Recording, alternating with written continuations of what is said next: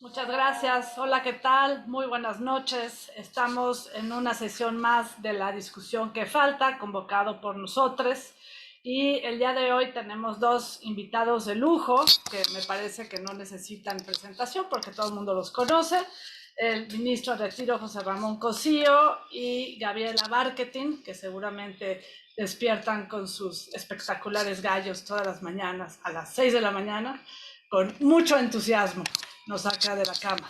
Y bueno, el día de hoy el tema es sobre qué está pasando con la democracia en México. Pareciera que formalmente tenemos las condiciones que los politólogos identifican como clásicos de una democracia. Hay elecciones periódicas, hay diversidad de medios de comunicación, hay un relativo pluralismo y sin embargo vemos signos de angustiante deterioro y pérdida de libertades y de derechos. Ministro, ¿qué está pasando con la democracia en México? Es algo no exclusivo de México, pareciera que está en toda la región latinoamericana, los diversos informes así lo reportan. ¿Podemos hablar de una crisis? ¿Qué podemos reflexionar acerca de lo que estamos viviendo? Gracias. No, al contrario, en primer lugar, muchísimas gracias por la invitación. Qué bueno estar con Gaby Barkentin aquí, contigo, Lourdes. Veo a Clara Hussingman, algunas otras personas que me da mucho gusto estar aquí. A ver, yo creo que lo pusiste en un muy correcto contexto. No es un problema de México, no es una situación tampoco que tenga que ver exclusivamente con el proceso político que encabeza Andrés Manuel López Obrador. Me parece que son crisis, que son procesos, problemas, como los queramos definir, que se están dando en el mundo desde diversos fuentes. No estamos como en los años, digamos, 70, para poner una década así muy icónica, tampoco frente a totalitarismos de carácter militar. Los casos están muy bien identificados en qué países, Corea del Norte, en fin, está claro, sino que estamos viendo fenómenos distintos donde mediante proceso democrático y ejercicio institucional se están acotando los espacios democráticos. Creo que esto es lo verdaderamente nuevo, creo que esto es lo verdaderamente preocupante. Insisto, no son los generalotes, los almirantes de los años 70, los golpes de Estado cruentos los que llevan a estos procesos, sino son las elecciones. Y una vez que están ahí, lo que vemos son lo que se ha denominado, que me parece una categoría muy general y por lo mismo es útil, procesos donde están las personas de izquierda, personas de derecha, por problemas muy diferenciados en ese contexto, utilizando el poder político para una determinación de un proyecto particular. A mí lo que me parece interesante es el uso, lo voy a decir así, de las instituciones constituidas para obtener, para mantenerse en el poder y por ende para o lograr un deterioro de estas instituciones en este ejercicio. Esto me parece que es, y por el lado de la ciudadanía, porque no solo juegan esta, la política, los partidos, las instituciones, y del lado de la ciudadanía un desencanto. Creo que estos problemas de pobreza, de desigualdad, tan grandes que se generaron en las últimas décadas en el mundo, sobre todo en la desigualdad, la pobreza remitió un poco, pero la desigualdad se incrementó, es paradójico, pero parece ser que así es. Me parece que llevaron a las personas a una situación de desesperanza donde están dispuestas a aceptar soluciones rápidas, soluciones a veces mágicas a sus problemas, con lo cual se ha generado ahí, me parece, una combinación importante en este sentido. México tiene sus propias particularidades. Dejo aquí esta primera aproximación para no ocupar demasiado la palabra, de escuchar con mucha atención y mucho cariño a Gabriela, pero creo que aquí hay unas correlaciones. Ya después creo que podemos entrar más a lo mexicano, por decirlo de esta manera. Muchas gracias. Gaby, los medios de comunicación. Hoy en día, a diferencia de otros momentos, tenemos un exceso de información y más bien cuesta trabajo a la ciudadanía pues poder localizar cuál es la información de calidad, cómo desechar las falsas noticias y cómo entablar un diálogo tanto con los tomadores de decisiones como entre los activistas y la sociedad en general. ¿Cuál sería tu visión de lo que estamos viviendo en términos de los medios de comunicación, siendo México pues actualmente uno de los países más peligrosos para ejercer el periodismo? A ver, bueno, antes que nada, buenas tardes, noches, y me encanta recibirlos en mi casa con toda mi orquídea que está aquí junto a mí. Y creo que hemos aprendido en la pandemia que podemos hacer estas cosas también a distancia, pero ojalá también muy pronto nos podamos ver en vivo y en directo y platicar, porque sí creo que vernos y abrazarnos importa mucho. A ver, eh, voy a tomar un poquito lo que decía José Ramón. Y yo tengo la sensación, y no sé, doctor, si coincidas conmigo, pero tengo la sensación de que nos estamos haciendo las preguntas equivocadas, de verdad. O sea, tampoco sé cuáles son las correctas, ¿eh? O sea, si tuviera yo las correctas, sería yo posiblemente una conferencista millonaria en el mundo mundial, pero es que creo que nos estamos haciendo las preguntas equivocadas. Es decir, a ver, sí, evidentemente, por ejemplo, me preguntas el tema de los medios de comunicación. A ver, hoy México es un país donde es muy peligroso ser periodista, sí, pero venimos siendo un país donde ser peligroso es desde hace muchos años. O sea, yo recuerdo en el sexenio Peña Nieto, por ejemplo, en donde nos manifestábamos, íbamos a las calles y tomábamos un poco la Secretaría de Gobernación y decíamos, es que México es el país más peligroso para ser periodista. Sí, es cierto. O sea, venimos de eso, venimos de una inercia en donde ser periodista en este país, en ciertos lugares y en ciertas circunstancias, pues es muy peligroso. ¿Eso relativiza el asunto? No, no lo relativiza. Lo único es que sigo pensando que nos estamos haciendo las preguntas equivocadas. Ahora, ¿cuáles son las correctas? No lo sé. Es decir, al final estamos en un momento en donde, por ejemplo, sí, hay un ataque a la libertad de expresión, que también venía desde antes, ¿eh? Yo se las puedo contar y se las cuento cuando quieran. Yo era directora de W Radio en el sexenio pasado y en el sexenio de Peña Nieto nos citaban en Los Pinos y entonces nos decían de, bueno, pues entonces, ¿cómo? ¿Por qué hablan? ¿Por qué dicen? Pues los vamos a castigar. O sea, estamos hablando de un mundo que trae una perversión con la comunicación desde hace muchísimo tiempo. O sea, lo de ahora es un tema que agrava lo que ya venía de hace mucho tiempo atrás. Entonces, ¿cómo, qué preguntas nos tenemos que hacer? ¿No? Es decir, ¿qué preguntas nos tenemos que hacer en términos de, y me encantaría que el doctor Cosío y que lo pudiéramos como debatir, pero ¿qué preguntas nos tenemos que hacer ahora? Es decir, sí, estamos en una democracia absolutamente debilitada, estamos en un gobierno que ha hecho de su forma de actuar una agresión constante contra todo aquello que le resulta incómodo para sus fines. Estamos hablando de medios de comunicación debilitados, estamos hablando de una un mundo de sociedades civiles que absolutamente están debilitadas porque no tienen recursos, pero tampoco tienen apoyo. La fotografía creo que la tenemos muy clara. La pregunta es, ¿ahora qué hacemos con esto? ¿No? Es decir, ¿cómo nos lamentamos? ¿Nos seguimos lamentando? ¿O cómo podemos a partir de donde nos encontramos construir un escenario diferente? ¿Qué hacemos en términos de comunicación? Sí, hoy tenemos un país en donde se asesina a periodistas, en donde asesinar a periodistas no tiene ninguna consecuencia y la impunidad permite que se siga asesinando periodistas. Este es el sexenio en donde más periodistas se han asesinado, sin lugar a dudas.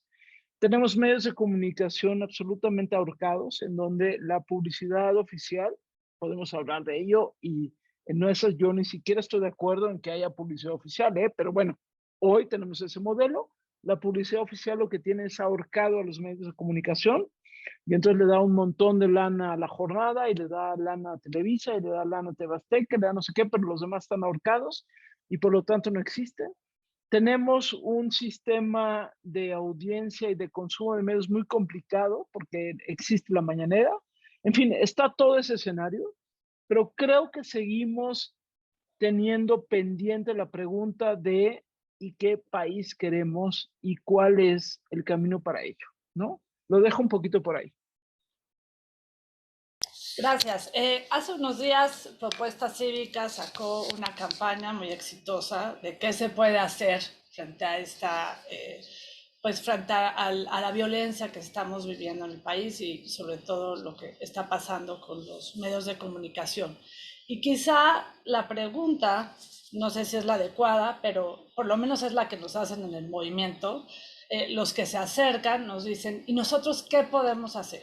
¿Qué podemos hacer desde nuestros espacios? ¿Cómo podemos evitar esta indiferencia en la que hemos normalizado la violencia, hemos normalizado los ataques, hemos normalizado la falta de diálogo y hemos normalizado el fracaso de la interlocución con los grupos excluidos, que por eso ven normal tampoco no tener derechos, acceso a derechos? Y el ministro Cosío ha escrito artículos muy inquietantes, muy angustiantes sobre la militarización de México y lo que pudiera suceder si avanza el modelo de empoderamiento de las Fuerzas Armadas, algo que también han enfatizado y exigido los colectivos como Seguridad Sin Guerra. Si nos acercáramos a la pregunta adecuada, sin tenerla todavía, ¿qué podemos hacer desde la sociedad, desde nuestros espacios de diálogo? Yo creo que Gaby pone un tema muy importante. No nos estamos haciendo las preguntas adecuadas. Y si quisiéramos llegar al fondo de esto, me parece que una pregunta, no sé si es la única, tampoco me parece si es la mejor, pero la pregunta es, ¿por qué no nos atrevemos a caracterizar el régimen político del presidente López Obrador? Creo que esta es la situación general. Mucho de lo que decimos de él se da en clave psicológica, como qué se piensa de él, si está solo, si no está solo, si tiene un ego de tales o cuales características, en fin, sobre esto hay un debate enorme. Pero no y ahí creo que hay un punto muy importante, insisto en lo que dice Gaby. La pregunta que me parece es, el presidente López Obrador es un demócrata, es una persona que está dispuesto, más allá de lo que dice, porque eso puede decir cualquier cosa, más allá de lo que dice, o es una persona que está realizando un esfuerzo deliberado de erosión de las instituciones democráticas, de las instituciones en general del país, para tratar de mantener un proceso político. Él desde luego juega, coquetea con estos símbolos de poder que le gustan mucho, con estos juegos de las corcholatas, como si fuera el gran decisor, estos juegos acerca del pueblo, de la revolución, en fin, toda esta construcción que él tiene. Pero la pregunta que me parece importante ¿es realmente una persona que está jugando un juego político dentro de las instituciones democráticas, de las instituciones constitucionales, o es una persona que está jugando un juego frente o contra las instituciones con el propósito de quedarse con las instituciones en aras de su proyecto político? Y esto me parece que es parte de lo que nos confunde mucho. ¿Por qué? Porque no todos se atreven o nos atrevemos a decir, o a lo mejor es que no tenemos todavía los elementos suficientes para decirlo o no decirlo. Vemos episodios como la propuesta para reformar al INE y al Tribunal Electoral. Vemos propuestas para militarizar, algunas ya realizadas o no. Vemos propuestas para abrir ciertas formas de consulta popular que tienen la condición de un plebiscito que pareciera que lo que quería era ser ungido por un pueblo a la mitad de un periodo como un redentor, como un salvador en este caso. Entonces, creo que hay signos que tienen esta doble vertiente. Y me parece también que no tenemos todavía la convicción de que se dé. Pero supongamos que es una persona que está jugando contra las instituciones, no en las instituciones para apropiarse de ellas. Si este fuera el caso, entonces sí habría signos muy relevantes. Y lo estoy poniendo como hipótesis. No quiero que digan, Cosío, yo no dije eso. Yo lo estoy poniendo como hipótesis. Si esto es así, entonces sí hay signos muy preocupantes. Si la matriz es una matriz de carácter autoritaria y es una matriz que va a jugar contra la democracia o contra la Constitución, Hay signos que lo podrían explicar, sí, y sí son bien preocupantes. El primero, lo acabas de decir tú, Lourdes, es el tema militar. ¿Por qué? Porque lo que el presidente está haciendo no es solo empoderar a las Fuerzas Armadas, a los militares, a los marinos, a la Fuerza Aérea, a la Guardia Nacional, como 4 ramas que están prácticamente dentro de esta estructura, sino que les está concediendo funciones que son netamente civiles. Hoy los marinos y los soldados pueden actuar como policía con motivo de la transición, del artículo transitorio que resultó de su reforma. Hoy los soldados y marinos pueden hacer todo aquello que el presidente de la República les ordene y lo pueden hacer conforme a la estructura jurídica legítimamente. ¿Qué ganamos y qué perdemos en eso como sociedad? Cosas muy delicadas. Primero, la excepcionalidad que tienen las Fuerzas Armadas por su propia condición de violencia que debe desplegarse básicamente en situaciones de guerra, se está introduciendo o ya se introdujo en la vida civil. Y esto distorsiona la vida civil. Se pierde transparencia, se genera una enorme opacidad. ¿Por qué? Por el concepto de seguridad nacional.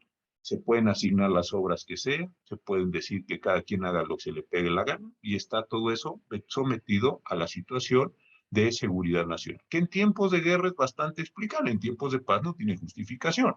En tiempos de guerra no le va a decir uno al enemigo dónde están los cañones que compró, cuántos cañones compró, pero en tiempos de paz no entiendo por qué no se le podría decir a la sociedad cuánto costó hacer una barda o cuánto costó hacer un desarrollo de lo que fuera para una obra de lo que fuera. Ahí hay una distorsión. Otra distorsión muy seria es la que se presenta respecto a los propios militares. Es bastante claro, y con esto voy a terminar, que la disciplina militar tiene sentido en la guerra. No puede decir, suban esa montaña o asciendan esa colina y decir, oiga jefe, a mí no me parece una buena idea. Pues eso no funciona así, eso es un proceso histórico muy serio que están entrenados para obedecer y si no se imponen sanciones. Pero esas mismas condiciones de obediencia deben prevalecer cuando se hace un aeropuerto o deben prevalecer cuando se hace una barda, o yo que sé, o una sucursal bancaria, como está sucediendo, o no. Creo que todo esto es lo que está distorsionando. Y ahí es donde me parece, y eso es muy importante, insisto, en lo que decía Gaby, que no, por eso cuesta tanto trabajo. El presidente López Obrador es de izquierdas, el presidente López Obrador es de derechas, el presidente López Obrador apoya a las mujeres, no las apoya, tiene una agenda verdaderamente progresista o no la tiene, juega con las instituciones o juega contra las instituciones. Creo que me parece que esto es un momento de enorme confusión por esto mismo. Y la potencia que tiene, y con este término, su discurso mañanero, claro, es lo que nos hace o ver cosas a veces y a veces no, o estar discutiendo cosas de un cortoplacismo tan increíble, que nos impide ver la totalidad de las cosas. Por decirlo en la vieja metáfora, todos nos hace ver el presidente un árbol, este árbol, el árbol que él quiere. El bosque se puede estar incendiando, pero todos estamos el árbol, la ardilla, la hoja del árbol, la mariposa en el árbol, todo es a partir de un árbol. Y el árbol normalmente es él. Y el bosque en su totalidad, insisto, se puede estar incendiando, erosionado, cualquiera de las condiciones físicas o humanas que se puedan presentar sobre. Creo que esto es lo que dificulta tanto el diagnóstico y en lo que tú decías, la acción que pueden tomar quienes están no están contentos con lo que está pasando, ni siquiera los llamo opositores, rivales, adversarios, y quienes no están contentos con lo que están viendo y con los que prevén que lo que está pasando va a tener consecuencias futuras muy serias. Gracias. Gaby, nos decías que hay contextos complejos para ejercer el periodismo que no es novedad. Realmente hemos visto en cada sexenio censura explícita, censura sutil, control a través de publicidad oficial, ahora con una ley, la famosa ley Chayote, que normaliza malas prácticas y controla a los medios no solo a nivel federal, sino también en los estados. Sin embargo, desde nosotros hemos tratado de impulsar una campaña de paz, al menos tratar de impulsar un diálogo distinto, un diálogo en el cual no se insulte, un diálogo en el cual se escuchen distintas voces. ¿Qué nos dirías que sería importante incluir en esta campaña y qué signos novedosos ves en este intento por entender en dónde estamos parados ahorita? A ver, déjenme compartirles una una anécdota absolutamente personal, como son las anécdotas. En el sexenio pasado, en el sexenio de Enrique Peña Nieto, yo estaba directora de W Radio y mi jefe, el director de, en ese momento, Televisa Radio, hoy Radiopolis, me dice, oye, nos están citando en Los Pinos para hablar, ¿no? Pues vamos a Los Pinos, ¿no? O sea, vamos a Los Pinos, y entonces llegamos, y primero, y muy interesante, porque nos hicieron esperar muchísimo, ¿no? O sea, además nos hicieron esperar en mala onda, ¿no? Y llegaban directores de otros medios de comunicación a los cuales dejaban pasar de inmediato, en fast track, enfrente a nosotros. Y a nosotros así como un poco de, ¿y tú quién eres? Y bueno, finalmente, bueno, pues ya pasamos, ¿no? Pues ya estábamos ahí, al final ya pasamos. Y pues ahí estábamos, y, o sea, pasas una primera barrera, entonces ya estás adentro, y adentro, pues de repente sigue esperando, ¿no? Pues bueno, pues seguimos esperando. Y me acuerdo perfecto que estábamos ahí en Los Pinos, hoy que es un centro cultural, pero bueno, pues se han ido y si pueden ir, se dan una vuelta. Estamos ahí afuera de la oficina de comunicación en el jardín. Y de repente viene un colibrí, ¡pum! Y se estampa contra el vidrio donde estábamos nosotros. Y se cae, ¿no? Y entonces nosotros hacíamos el colibrí. Entonces, soplándole casi respiración boca a boca, boca a pico, al colibrí, el colibrí, ¡ah! Y se va, ¿no? Entonces nos reímos y decíamos, o sea, llevamos tanto tiempo esperando que ya hasta resucitamos a un colibrí, ¿no? Bueno, finalmente nos dicen, oigan, ya pueden pasar. Pues ahí pasamos a la oficina, el señor Eduardo Sánchez, y pasamos a la oficina, y me acuerdo perfecto que decía Eduardo Sánchez, oye, pero, a ver, ¿por qué tendríamos que darles dinero a ustedes? ¿No? No, pues no queremos dinero nosotros, simplemente estamos aquí porque hay pautas publicitarias y queremos saber si puede haber pautas publicitarias para las radios en las que estamos, porque por ley en este país no estábamos haciendo nada ilegal, era un tema por ley. Por ley en este país, pues asignan pautas publicitarias. Bueno, ya ahí les cuento porque no quiero alimentar el morbo y si quieren me invitan a comer y les cuento. Pero al final resulta que salimos casi como el colibrí estampado en el vidrio, ¿no? Sin absolutamente nada. Entonces, a ver, venimos de una tradición absolutamente perversa en términos de la relación, comunicación y poder. Y a mí, yo me quedo con lo que acaba de decir José Ramón, que me parece fundamental. Decía José Ramón hace unos minutos, ¿por qué no nos atrevemos a caracterizar el régimen de Andrés Manuel López Obrador? Y aquí lo apunté en mi cuadernito con mi pluma. Y yo diría una cosa, ministro, ¿por qué no nos atrevemos a caracterizar la sociedad que somos? No solamente el régimen, sin lugar a dudas, ¿eh? Pero ¿por qué no nos atrevemos a caracterizar la sociedad que somos? Es decir, al final de cuentas, somos una sociedad que permitimos por muchísimos motivos, desde desigualdad, desde conveniencia, desde lo que ustedes quieran, pero somos una sociedad que permite que sucedan las cosas. Y hoy, por ejemplo, cuando vemos por ejemplo, el tema de las elecciones de hace apenas unos días, entonces, ¿por qué la gente votó a favor de Morena en Tamaulipas? Porque son unos ignorantes, no sé qué. ¿Alguien se ha tomado la mínima molestia de hablar con las personas? De preguntarle a las personas, oye, ¿por qué estás votando? ¿Cómo estás votando? ¿Alguien se ha tomado la mínima molestia de salir de su comodidad, de nuestra casa, de la Nápoles donde yo me encuentro, o de la Condesa, o de San Ángel, o de donde sea, para tratar de entender por qué se está ejerciendo el voto como se está ejerciendo? ¿Por qué no nos atrevemos a caracterizar no solamente el régimen de Andrés Manuel López Obrador, como decía muy bien el ministro, sino por qué no nos atrevemos a caracterizarnos a nosotros mismos? ¿Dónde estamos? ¿Quiénes somos? ¿Qué queremos? ¿Hacia dónde vamos? ¿Por qué votamos como votamos? Porque yo estoy un poquito cansada, y lo digo honestamente, estoy un poquito cansada de las respuestas un poco fáciles, de decir, claro, es que la gente que vota por Morena es porque les están dando recursos. No sé qué. ¿De verdad es solo eso? ¿Les hemos preguntado? ¿Nos hemos sentado a preguntarle a la gente por qué está votando por cómo está votando?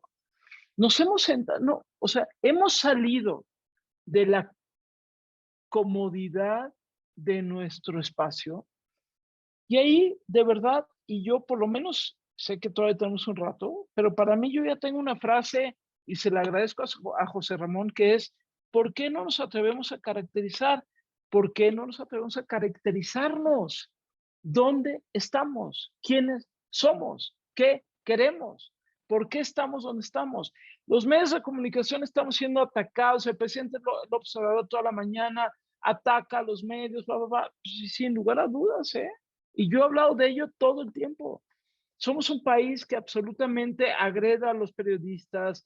Estamos en el nivel 1 de agresión contra periodistas y más. Sí, venimos de ello, ¿eh? O sea, lo que pasa es que ahorita no ha mejorado nada. Pero creo que no estamos haciendo una pregunta que es, ¿por qué estamos donde estamos? Es decir, ¿la gente es tonta porque vota por lo que vota? Ah, no, es que la gente no es tonta, pero necesita los incentivos económicos. Entonces, estamos dando respuestas muy rápidas y muy inmediatas a problemas que son mucho más complejos. Hoy, yo lo primero que diría es, no tengo la más pálida idea de lo que nos está pasando. No lo tengo. Y yo no confío en nadie que me diga que sabe lo que nos está pasando. No lo sé. Que está intervenida las elecciones por el crimen organizado en Durango, en Tamaulipas, en su momento en Sinaloa, en Sonora, sin lugar a dudas. Que al final de cuentas hay movimientos como el feminismo, el medioambientalismo, no sé qué, que están sacudiendo, sin lugar a dudas. ¿Qué nos está pasando? No tengo la más caraja idea de lo que nos está pasando. Y creo que nos urge asumir eso. En estos foros, en estos foros, para eso nos convoca. En un momento de decir, no sabemos qué nos está pasando. No sabemos por qué la gente está votando como vota, qué es lo que quiere, por qué es lo que quiere. Las mediciones cuantitativas no nos están sirviendo para un carajo. Las mediciones cualitativas no están haciendo las preguntas que queremos. Y por lo tanto, desde la comunicación o desde donde quieran, pues yo lo que les diría es, estamos todos los días intentando interpretaciones, pero es una hermenéutica muy frágil, porque la hermenéutica necesita de un cuerpo conceptual y metodológico, que ahorita estamos en una hermenéutica que es absolutamente coyuntural y por lo tanto es muy frágil. Y ese es un poco el tema que quería poner sobre la mesa. Gracias. Siguiendo esa línea discursiva, sería erróneo que yo decir que somos un país de dejados, ¿no? Pero lo que es una realidad es que la destrucción de ciertas instituciones, lo hemos visto con el CIDE, un tema que Gaby tú has seguido muy de cerca, lo hemos visto con órganos constitucionales autónomos, ha sido muy fácil, ha sido muy fácil. Si tratamos de encontrar el porqué, ¿a qué se debe esta facilidad en un avance de un proyecto que no acabamos de entender hacia dónde va? Pero que tiene signos inquietantes en términos de derechos y de libertades. Me pregunta a mí, Lulú, ¿sí? A ver, Perdón, sí. No, está bien, nomás para no precipitarme. A ver, yo lo que veo que es importante es esto. Quisiera regresar al esquema básico de la construcción democrática. Tienes una ciudadanía aquí, una ciudadanía general, la nuestra es una de las ciudadanías más grandes, digamos, y con más posibilidades. Tenemos un sistema de intermediación de partidos políticos, también está muy claro. ¿Qué hacen en este sistema? Los ciudadanos votan por partidos políticos y esa votación produce representantes. Si nos fijamos, la elección, me voy a quedar solo en lo federal, produce 3 órganos: al presidente de la República, al Senado de la República y a la Cámara de Diputados. Los 3 ya dije federal. Y de esta combinación de tres se construye la totalidad de la dinámica, déjame decirlo así, del orden jurídico. ¿Cómo salen las leyes? Con la combinación presidente, diputados, senadores. ¿Cómo salen los tratados? Con la combinación presidente-senado. ¿Cómo se nombran a los funcionarios más altos, ministros de la Suprema Corte, presidente y senado? Y de ahí te generas toda la mecánica. Una vez que está construida esa mecánica básica, esos tres órganos, todo lo demás son derivaciones. Los secretarios de Estado los nombra y revuelve el presidente, el fiscal general de la República, el presidente más el Senado, y ya se sigue todo esto por determinación. Entonces, ¿qué es lo que, por qué han caído, mi impresión es esta, por qué han caído con tanta facilidad estos órganos constitucionales? Porque están asentados en esta condición tripartita. En el momento en que el presidente, y como sucedió en la legislatura anterior, tiene mayorías de 2/3 partes y hoy tiene mayorías relativas, pues simplemente una sustitución en las posibilidades de acceso. El presidente ha nombrado con relativa facilidad a 4 personas, no me estoy metiendo con su condición de independencia en la Suprema Corte, pero las ha nombrado con mucha facilidad. El presidente no ha nombrado a los titulares de ciertos órganos constitucionales autónomos con la Comisión Federal de Competencia Económica o el Instituto Federal de Telecomunicaciones. El presidente más el Senado o el Senado solo nos deben casi, no sé cuántas, la última vez que vi la cuenta eran 30 y tantas designaciones, ¿no? Por ejemplo, el Tribunal Federal de Justicia Administrativa le falta 1/3 parte de sus integrantes por ser designados en esta combinación presidencial. Entonces, ¿qué es lo que sucedió? Que en el momento en que, digamos, cayó el PRI, o cayó el PAN, o cayeron estos partidos que se fueron sustituyendo, y Morena llegó con sus aliados, el PT y el Verde, y ocupó esos espacios, se apoderó de la mecánica misma que estaba establecida, y que dio muy buenos frutos y muy buenos rendimientos al PRI, hasta Ernesto Zedillo, al PAN, con Fox y Calderón, y luego de nuevo al PRI, y se generó toda esta idea. Peña Nieto pudo sortear eso con las alianzas por México, etcétera, etcétera, pero se da. Pero aquí me parece que hay una sustitución. Es como si tú llegaras, te subieras a un automóvil, déjame ponerlo en esta imagen muy simplona, pues te sientas, tiene gasolina, está encendido, más o menos está, te subes, metes primera, o si es automático, le pones la palanca y arranca el coche. Oiga, ¿quién era el conductor de antes? No importa, pues es el mismo coche y funciona y vamos al mismo lugar o vamos a donde quiera. Creo que esto fue un problema que se da.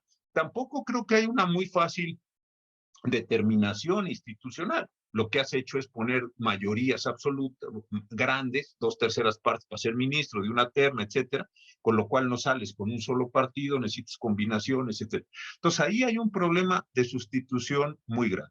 Y dos, hay un problema que no tiene que ver con la forma en la que el gobierno actúa.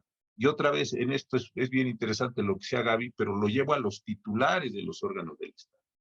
Lo digo en 30 segundos. Yo cuando me despedí de ministro, que es una tradición dar unas palabras, en ese momento, noviembre del 18, estaban las librerías llenas de libros que tenían que ver cómo caen las democracias, cómo mueren las democracias. Se acordarán ustedes, todas las mesas de novedades rebotaban de libros sobre esos temas. Yo me hice una pregunta que me pareció esencial. Ya sabemos cómo mueren las democracias, pero cómo muere la justicia constitucional, no tanto como órgano, sino como función que realizan ciertos tribunales, entre ellas la Suprema Corte de Justicia de México.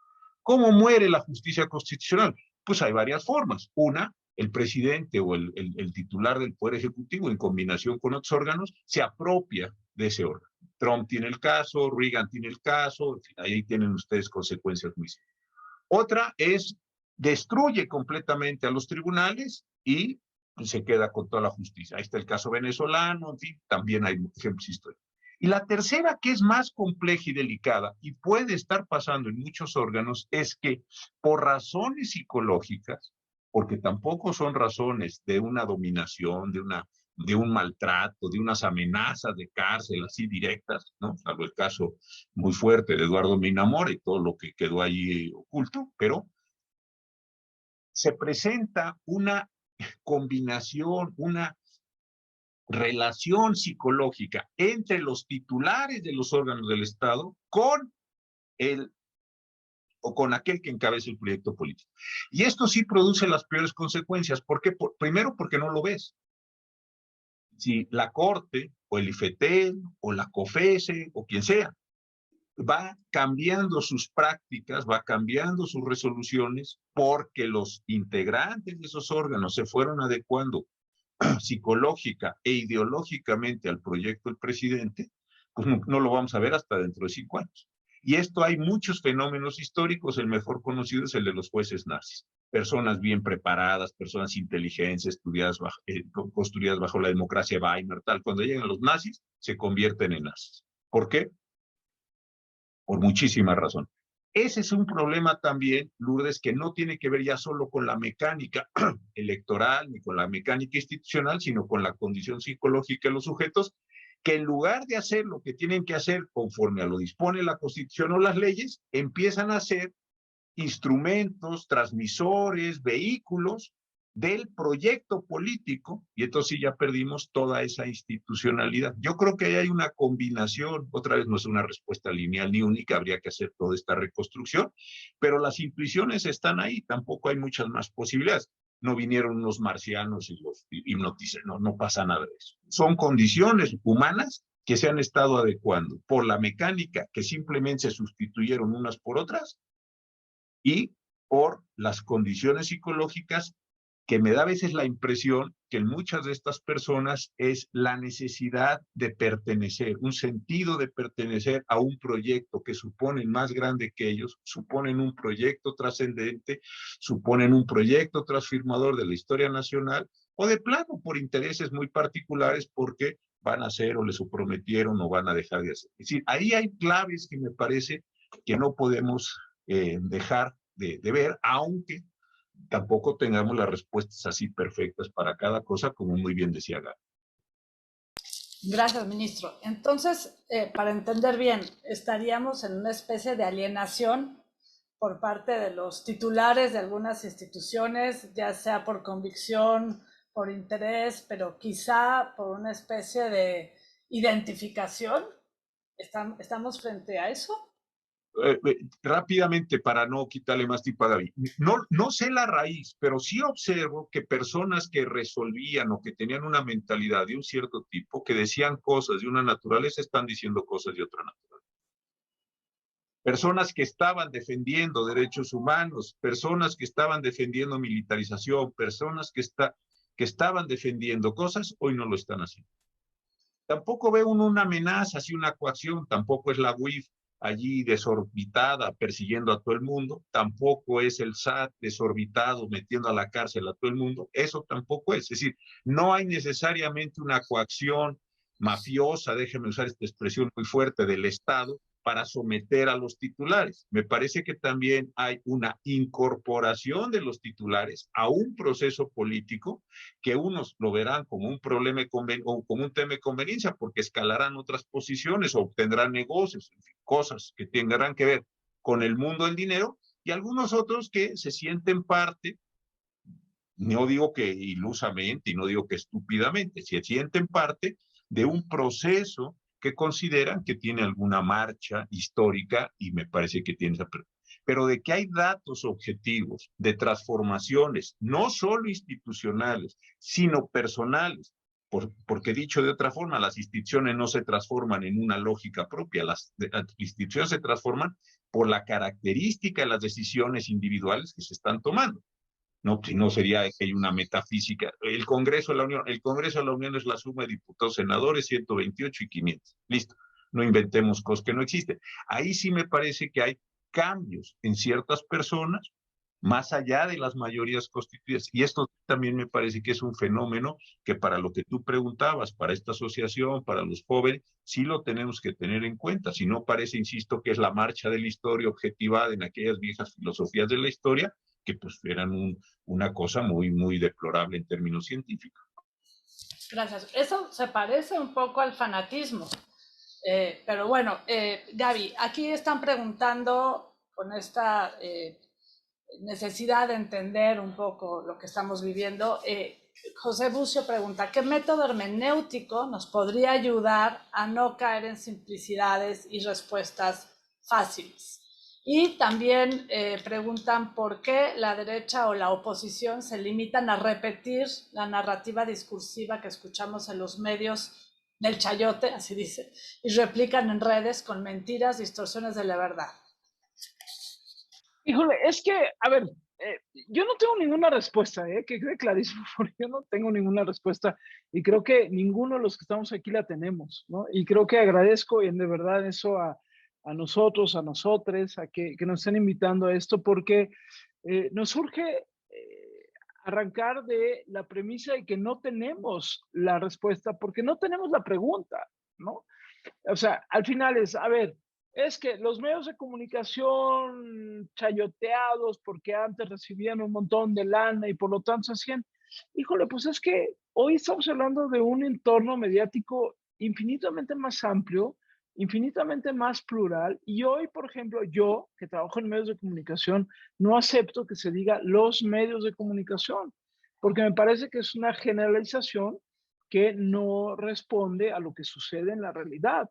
Como también tenemos que reconocer que no se vale decir los políticos, los abogados, o sea, creo que tenemos que empezar por entender que hay una diferenciación y una, digamos, como una serie de matices en torno a las categorías que solíamos usar. Entonces, empezaría por ahí, ¿no? Dos, yo no sé cuál es la pregunta, ni sé, por supuesto, la respuesta frente a lo que estamos haciendo, pero lo que sí me queda muy claro es que no estamos haciendo las preguntas frente a la realidad en la que nos encontramos. A ver, el ministro Cosío nos acaba de dar una lección increíble, un poco de por dónde tendríamos que transitar en términos de mapear lo que significa la realidad social, política, económica del país en el que nos encontramos y nos podemos ir todavía muchísimo más. Entonces, yo tengo la sensación de que deberíamos de ser lo suficientemente humildes y la humildad no es una característica del ser humano ni es evidentemente una condición de la mexicanidad, porque no somos particularmente humildes, pero deberíamos de reconocernos en la humildad de decir, no estamos entendiendo un carajo, pero no sé por qué nos cuesta tanto trabajo decir, no estamos entendiendo un carajo. Y el no estamos entendiendo un carajo no significa que no podamos categorizar algunas de las cosas que suceden. Por ejemplo, el tipo de régimen que tenemos, el tipo de autoritarismo que estamos viendo desde la presidencia de López Obrador, el tipo de ceder espacios desde el Poder Judicial, desde el Poder Legislativo, lo que significa hoy en día la presencia evidentemente abrumadora, contundente y definitoria del crimen organizado en una buena parte de nuestro país, lo que significa también movimientos fundamentales como el feminismo o los feminismos, pues lo voy a poner siempre en plural porque no hay un solo feminismo, sino son feminismos en plural, lo que está significando también el medio ambiente y la lucha por el medio ambiente y no se entiende que el Tren Maya y la lucha contra el Tren Maya no es una oposición a una obra, sino es una afirmación de un movimiento medioambientalista que dice, aquí estamos y no vamos a permitir que nos jodan una parte del territorio nacional que significa joder una parte del continente y del mundo. Es decir, ¿cómo articulamos la pluralidad cuando no tenemos las preguntas que nos tenemos que hacer ni los conceptos que nos tenemos que hacer? Entonces, a ver, volvería yo un poco al asunto. Los medios de comunicación, yo soy la más crítica y el ministro Cosío lo sabe porque hemos hecho un montón de cosas juntos hace muchísimo tiempo. Soy la más crítica y la más autocrítica con lo que hacemos los medios de comunicación. Y yo hoy lo digo abiertamente en este foro, los medios de comunicación hemos fallado en ser lo que tendríamos que ser.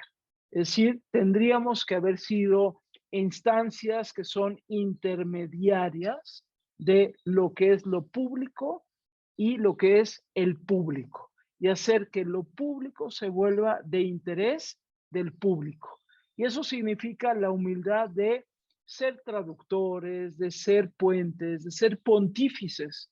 Y lo significa pontífice, significa literal tender puentes para que lo que importa sea importante para aquellos a quienes les importa. Y de eso Lo hemos hecho muy mal los medios de comunicación.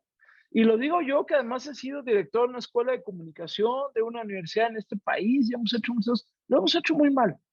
Hemos tenido la arrogancia de pensar que porque lo decimos importa. No, hoy porque lo decimos no importa. Importa justamente, a veces incluso, porque no lo decimos.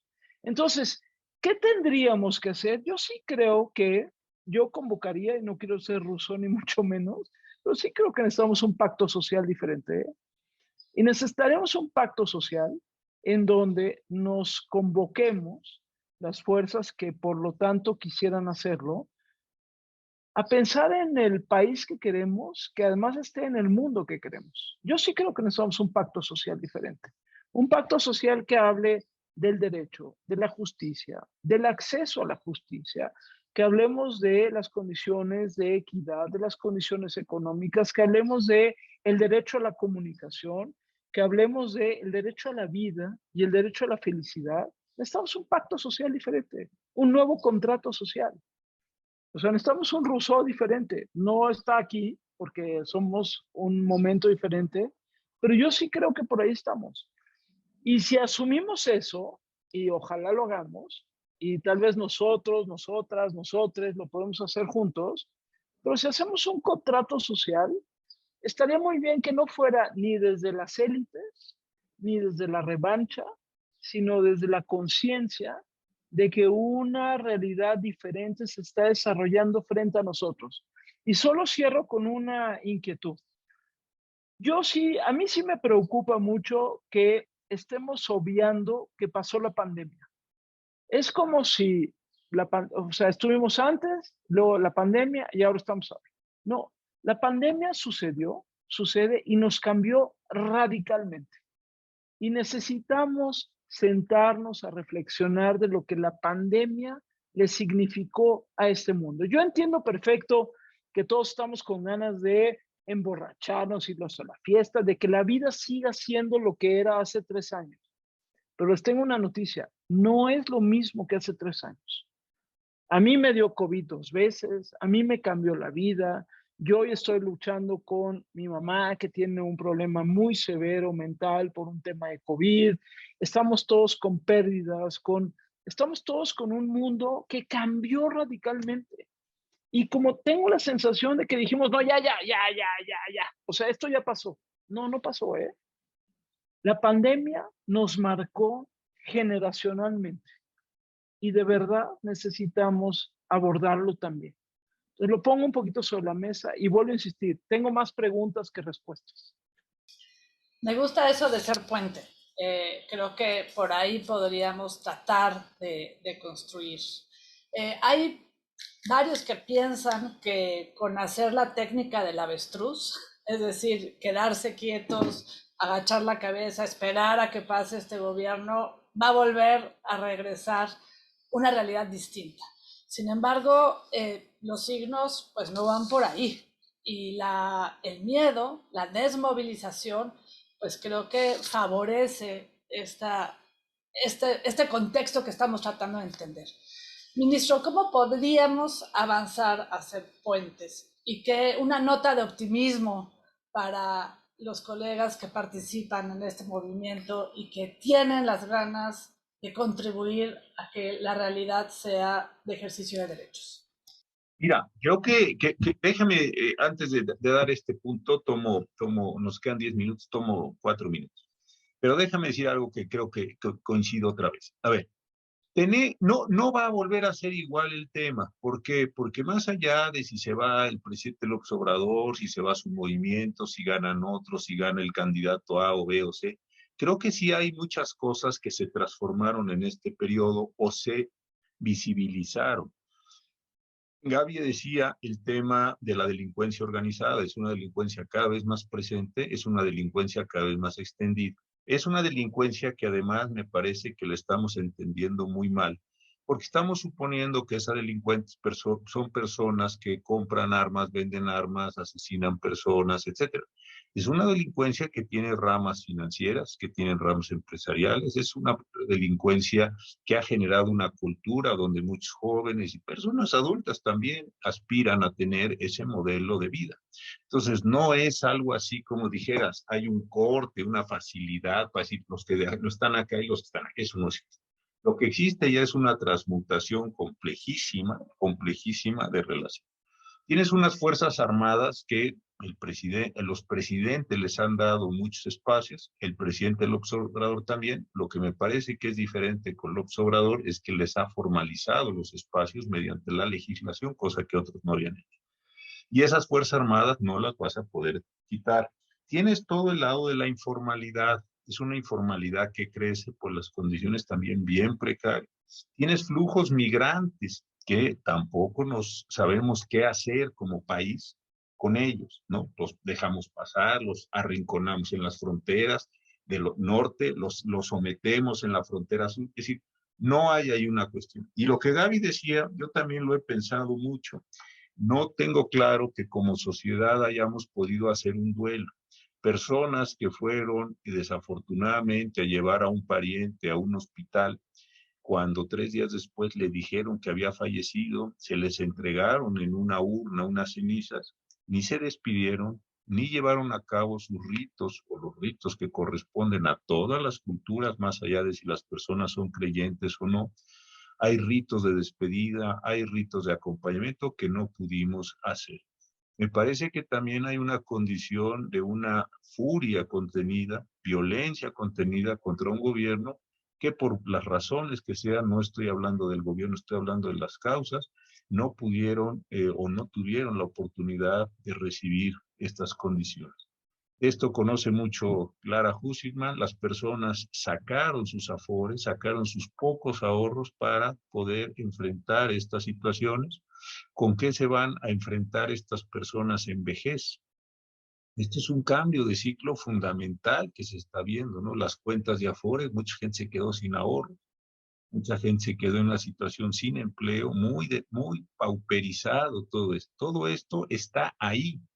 Y efectivamente, si se va este presidente, si llega otro, si llega otra, me parece que toda esa crisis social, esa herida, déjenme decirle, espero no ser cursi, esa herida social está ahí. Y por otro lado, tenemos esta enorme dificultad de construir un diálogo entre nosotros, porque el presidente se ha constituido, y eso lo hace muy bien, se ha constituido en el gran denominador, en el gran nombrador de todos los fenómenos de la vida. Todos hablamos, todos pensamos a partir de la agenda buena, mala, inteligente, disparatada que el presidente va. Entonces, creo que este también es un fenómeno que tenemos que ver. El presidente habla tanto y tan de todo que es difícil escaparse al proceso discursivo. Y mientras tanto, otras cosas están avanzando, se están deteriorando. Unas no tienen absolutamente nada que ver con él. Él no generó la pandemia. A lo mejor tuvo ciertos momentos malos en su gestión o delegó en las personas no muy competentes. Eso ya se verá. Pero el problema es que toda esta condición de mortandad, toda esta cuestión de una expresión que antes se usaba mucho de mortificación que están viviendo las personas, eso no se está hablando, no se está viendo. ¿Por qué? Porque se está ocupando con las palabras esta condición del presidente. Eso también me parece que nos distrae, nos disloca, no nos permite ver, porque si ya ofendió a 2 senadores, porque si ya fue a Badiraguato, porque si ya fue a Nayarito, está la gente, estamos todos y no hay esa posibilidad. Entonces yo creo que lo primero que tendría uno que hacer, y sé que es bien difícil, es tomar perspectiva. Parece una cuestión muy obvia, hasta decir, bueno, para estar en una charla para oír esta tontería que dice este señor, no creo que sea tan obvia. Es estar con un ojo en el presente, porque tampoco se puede uno ahí disparar al mundo sideral, pero también decir, bueno, sí, todo esto está muy bien, ¿y qué sigue? Porque esto va a tener, no que terminar, no, ¿qué sigue con la incorporación de todos esos procesos, de todos esos dolores, de todas estas cuestiones? Un último ejemplo, si las mujeres estaban mal antes de pandemia, están peor ahora. Han estado encerradas, han tenido que recibir más carga de trabajo, no es que esté yo a favor de eso, desde luego, en contra, pero las tareas de ser madre, las tareas de cuidar, de todos los deberes de cuidado, la cuestión salarial, todo eso ha recargado más. Es decir, salimos peor de la pandemia en muchas cosas. Muchos fondos se quitaron, se están construyendo o pretendiendo construir clientelas electorales. Es decir, es un proceso de muchas cosas que están pasando. Entonces, yo quería que tengamos la doble perspectiva, la perspectiva presente del presente, presentista, pero también una perspectiva imaginativa. ¿Cómo vamos a remediar todos estos dolores? Insisto, pensemos solamente en las madres, las hermanas, las hijas de desaparecidos. Pensemos en los deberes de cuidado y la carga que les vino a las mujeres. Ahí hay fenómenos que corren paralelos o en algunos momentos hasta distantes, tangenciales hacia el poder público, y esos sí son fenómenos que uno los aprecia solo en perspectiva, solo diciendo, a ver, no me puedo quedar solo con esto, no me puedo quedar en la disputa de la mañana, no me puedo quedar en el chistorete de hoy o en la broma o en la gracejada de hoy. Hay cosas que están allí y personas que están en esta asociación que es tan importante, que quieren contribuir. Sí me parece que hay que ir construyendo perspectivas, distancias para efectos de comprender otras cosas. Si no hay esa reflexión previa, pues es muy difícil que se pueda hacer. Hay una frase que todos conocemos de los marxistas que decía que sin teoría revolucionaria no hay revolución, pues me parece que sin teoría del cambio tampoco puede haber cambio. Es decir, hay que observar lo que está pasando, pensar en lo que está pasando y después ver cómo son las formas más eficaces de hacer una práctica. Pero si no tiene uno ese tiempo para ver estos fenómenos, pues simple y sencillamente vamos a seguir discutiendo si el senador de los Estados Unidos o el senador mexicano o esto fue ofendido o no fue ofendido, con lo cual pues nos seguimos enredando en la trivialidad de la cotidianidad. Gracias, ministro. Gaby, pues sí, somos una sociedad en duelo, una sociedad que quiere construir o necesita construir este puente, este diálogo. Y en nosotros tenemos una agenda que pasa por los derechos, pasa por registrar el drama del desabasto que se puso peor con la pandemia, la precarización laboral y pues una agenda muy centrada en, creemos, los derechos más urgentes. ¿Qué nos dirías? ¿Qué necesitamos para empezar a construir este puente, más allá de tratar de entender y de tener pues estos referentes para saber hacia dónde dirigir y concentrar nuestras energías y nuestro trabajo? A ver, creo que al final, y posiblemente, y ojalá la conversación que hemos tenido hasta ahorita, que me parece fascinante, me quedo con el tema más de lo que decía ahorita José Ramón sobre el duelo, los ritos de despedida, los ritos del adiós, y un poquito como mirarnos también un poco en la parte sensible. A ver, yo creo que el error ha sido tratar de definir una agenda que es una agenda muy válida. En el caso de nosotros, nosotras, nosotres, es una agenda muy válida que tiene que ver, por ejemplo, con el tema de la desigualdad, las personas trabajadoras del hogar. O sea, hay una agenda que es muy importante, pero lo que no hemos logrado es cómo conectar esas agendas con la ciudadanía, es decir, que importen. Y les voy a poner un ejemplo muy claro desde lo que yo hago.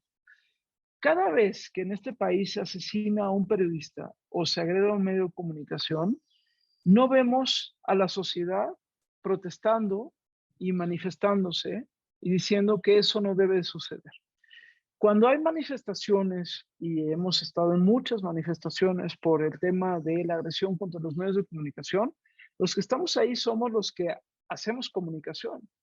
Hace muchos años, en el sexenio de Peña Nieto, se hizo una manifestación importante que iba del Ángel de la Independencia a la Secretaría de Gobernación en la Ciudad de México, justamente para protestar en contra de la violencia contra los periodistas. Y mi mamá me dijo, quiero acompañarte, ¿no? Mi mamá es una mujer, una ama de casa, que no tiene ninguna actividad política ni social particular. Pero ese día me dijo, te quiero acompañar. Entonces ahí vamos, mi mamá y yo, y vamos al Ángel de la Independencia, y se junta la gente, y hay un momento que me dice mi mamá, oye Gaby, y por lo que veo son todos como colegas tuyos, porque todos están saludando. Es cierto, ¿no? Pues, hola, fulanito, fulanito, no sé qué. Y me decía, ¿y dónde está la demás gente? O sea, ¿por qué nadie acompaña esta manifestación? ¿No? Y eso es cierto. Es decir, no hemos logrado que la ciudadanía en este país entienda que una agresión a un periodista o a un medio de comunicación significa una agresión a la esencia de la democracia. Y como se personaliza, y entonces nos vamos a agredir a fulano o a fulana o a tal, entonces no hay manera de articular una conciencia democrática sobre este tema.